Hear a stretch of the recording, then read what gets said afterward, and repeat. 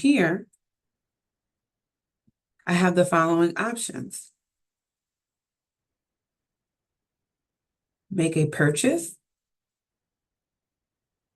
for membership and or to renew, or I can select here the yellow renew button to renew for the new term.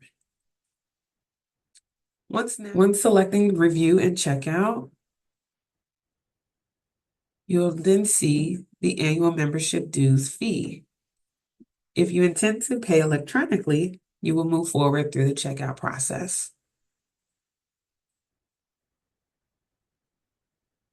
If paying by credit card, here is where you will provide the necessary information.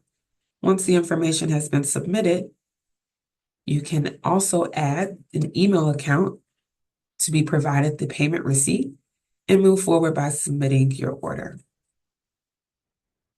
To check out.